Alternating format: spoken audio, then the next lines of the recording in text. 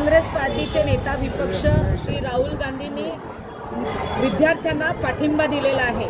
आज आम्ही सगळे नगरसेवक इथे एक जाब विचारायला आलेलो आहोत। मुंबईमध्ये असो, महाराष्ट्रामध्ये असो किंवा दिल्ली राजधानीमध्ये असो किंवा भारताच्या पूर्ण जे राष्ट्र आहे त्याच्यामध्ये जे विद्यार्थ्यांना मारहाण झालेले आहे त्याचा जबाबदार कोण, त्याची जबाबदारी घेणार कोण?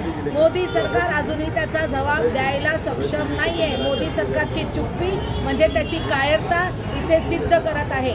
विद्यार्थ्यांची एकच माग आहे, नीट पेपरच्या लीकवरती आणि त्यांच्यावरती झालेल्या अत्याचारांवरती त्यांची एकच माग आहे की केंद्रीय शिक्षण मंत्री धर्मेंद्र प्रधान यांनी राजीनामा द्यायला पाहिजे।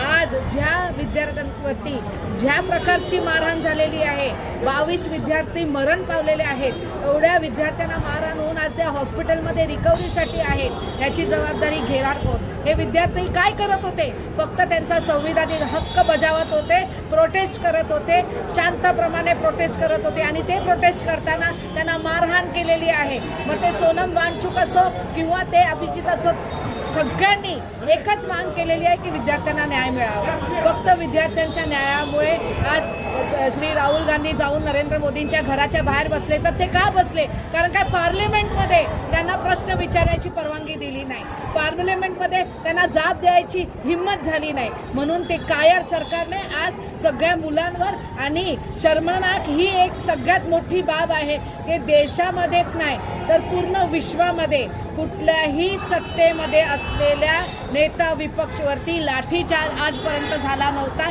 त्याला खेचलं गेलं नव्हतं, त्याची मारहाण झाली नव्हती। पण आज हे झाल्यानंतर संविधानाचा गला घोटायचा काम ह्या मोदी सरकारने केलेलं आहे।